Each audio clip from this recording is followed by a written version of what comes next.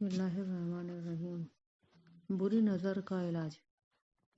مالک لکھتے ہیں کہ عامر بن ربیعہ رضی اللہ تعالیٰ عنہ نے ایک بار سہیل بن حنیف کو نہاتے دیکھا تو کہا، خدا کی قسم اتنا سندر جسم میں نے تو کسی مرد کا نہ دیکھا اور نہ کسی عورت کا۔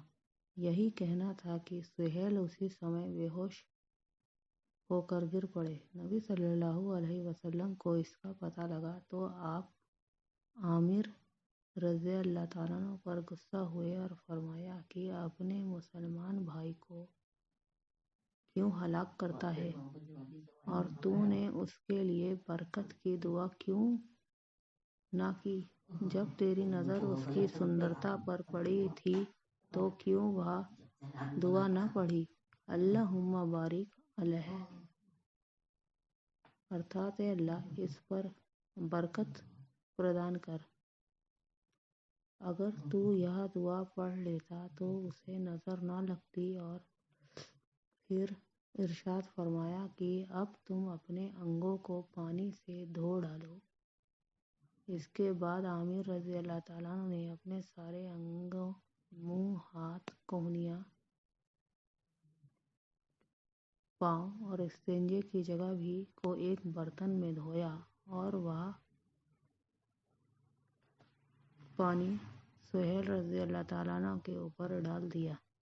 اس عمل سے سہیل رضی اللہ تعالیٰ عنہ اسی وقت ہوش میں آ کر کھڑے ہو گئے۔ مواہب میں دھونے کی ترکیب یہ لکھی ہے کہ ایک برتن میں پانی لے کر جس آدمی کی نظر لگی ہے اس سے کہا کہ دائیں ہاتھ میں پانی لے کر کلی کرے اور اس برتن میں ڈال دے، اور پھر اسی برتن میں اپنا منہ دھوئے، پھر بائیں ہاتھ سے دایاں ہاتھ پاؤں، پھر بائیں ہاتھ سے دایاں پاؤں اور دائیں ہاتھ سے بایاں پاؤں دھوئے، پھر بائیں ہاتھ سے دائیں کہنی اور دائیں ہاتھ سے بائیں کہنی دھو لے، پھر استنجے کی جگہ دھوئے لیکن پانی کا برتن زمین پر نہ رکھے۔ اس کے بعد وہ پانی اس آدمی پر ڈالے جس کو نظر لگی ہو، انشاءاللہ تعالی وہ اسی وقت ٹھیک ہو جائے گا۔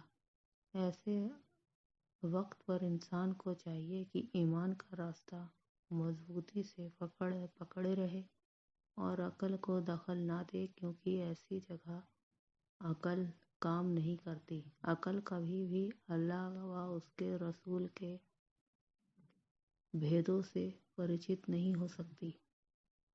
مسلمانوں کو اللہ و رسول کے آدیشوں پر پکا و اٹوٹ بھروسہ رکھنا چاہیے، اور اگر کوئی فلسفی یا آپتی کرے کہ یہ بات عقل میں نہیں آتی تو اس کا جواب یہ ہے کہ الہی دوائیں کبھی کبھی اپنے خاصیتوں کے حساب سے مفید ہوا کرتی ہیں، اور بہت سے حکیم اور ڈاکٹر جیسے بہت سی دواؤں کے ان کی خاصیتوں کے قائل ہیں کہ وہ مفید ہیں۔ اسی طرح اسے بھی مفید سمجھا جائے اور اپنی عقل کو اس میں دخل نہ دیں۔ کچھ حدیثوں میں ہے کہ نبی کریم صلی اللہ علیہ وسلم نے حضرت ام سلمہ رضی اللہ تعالیٰ عنہ کے مکان میں ایک لڑکے کو دیکھا کہ جو زرد ہو رہا تھا۔ آپ نے فرمایا تھا کہ اس لڑکے کے لیے فکر کرنی چاہیے کیونکہ اسے جنات کی نظر لگ گئی ہے۔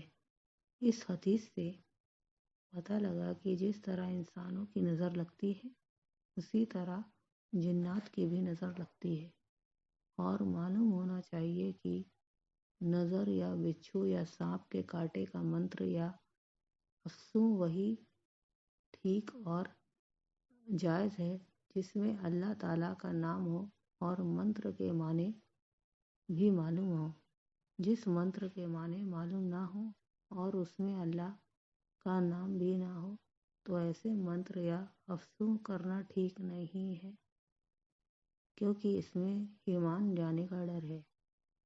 کچھ جاہل عامل ایسے نام جن کے معنی معلوم نہیں ہوتے پڑھتے ہیں اور ان کے ساتھ میں اللہ تعالیٰ کے نام بھی ملا لیتے ہیں۔ یدپی مسلمانوں کو اس طرح کے منتروں پر کداپی بھروسہ نہیں رکھنا چاہیے، کیونکہ شیطان کا یہ طریقہ ہے کہ وہ بیمار کی شکل بنا کر آدمی کے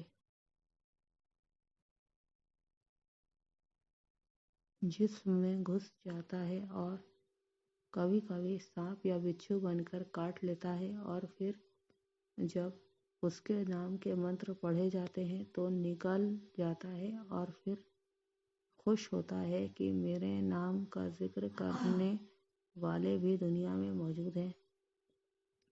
احمق لوگ یہ سمجھتے ہیں کہ فلاں عامل یا اس کے منتر کرنے سے بڑا فائدہ ہوتا ہے اور ہمارے بال بچے ٹھیک ہو جاتے ہیں۔ کہنے کا مطلب یہ ہے کہ وہ لوگ ایسے منتروں اور جادو کرنے والوں پر پورا وشواس کر لیتے ہیں اور ان کو بزرگ و عامل سمجھنے لگتے ہیں اور حق پرستوں کو جھوٹا کہتے ہیں، بلکہ کبھی کبھی تو یہاں تک کہتے ہیں کہ عامل لوگ تو علم ظاہر کے پڑھنے والے ہیں اور یہ لوگ باطنی علوم کو کیا جانے۔ اللہ تعالیٰ سب مسلمانوں کو ایسے عقیدے سے بچا کر رکھے اور توبہ کی توفیق عطا کرے۔ آج کل ہزاروں مسلمان اسی روگ اور وہم کا شکار ہیں، بلکہ نوبت یہاں تک پہنچ چکی ہے کہ اگر کوئی ہندو ان سے کہے کہ تم جاپ اور پاٹھ کرو تو اچھے ہو جاؤ گے، تو یہ لوگ یہ بھی کر گزرتے ہیں اور اپنے دل میں کہتے ہیں کہ کافر تو وہ کرنے والا ہوگا، ہمیں بھلا کفر سے کیا کام۔ بڑے دکھ کی بات ہے کہ یہ نہیں سمجھتے کہ کفر کرنے والا، کرانے والا اور کفر پر راضی ہونے والا، یہ سب کے سب کفر میں بھاگی ہیں۔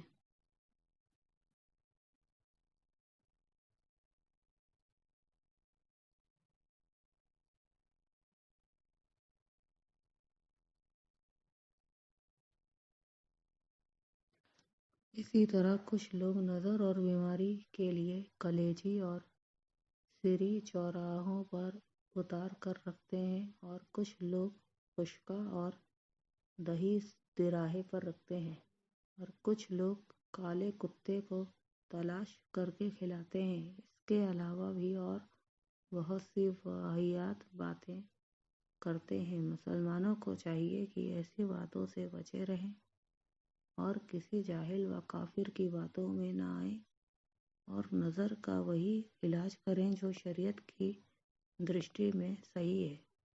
حضرت عبداللہ بن مسعود رضی اللہ تعالیٰ عنہ نے اپنی بیوی کے گلے میں ایک گنڈا پڑا دیکھا تو بیوی سے پوچھا کہ یہ گنڈا کیسا ہے؟ بیوی نے جواب دیا کہ میری آنکھ میں تکلیف تھی، جس دن سے فلاں یہودی نے یہ گنڈا مجھے دیا ہے اس دن سے آنکھ میں تکلیف نہیں ہوئی۔ یہ سن کر حضرت عبداللہ نے اپنی بیوی سے کہا کہ شیطان تیری آنکھوں میں کوچہ دیا کرتا تھا، اور جب تجھ سے شیطان نے شرک کرا لیا تو اسی دن سے تیرے پاس نہیں آتا۔ تجھے چاہیے تھا کہ یہ دعا پڑھتی جو نبی کریم صلی اللہ علیہ وسلم پڑھا کرتے تھے۔ وہ دعا یہ ہے: اذھب الباس رب الناس واشف انت شافی لا شفاء الا شفاؤک لا یغادر سقما۔ اے انسانوں کے پالنے والے، بیماری کو ختم کر دے اور شفا پردان کر، تو ہی شفا دینے والا ہے اور جو کسی بیماری کو نہیں چھوڑتا۔ اس کتھن سے یہ بات بھی پتہ چلی کہ کیا دوا آنکھ دکھنے کے لیے مفید ہے؟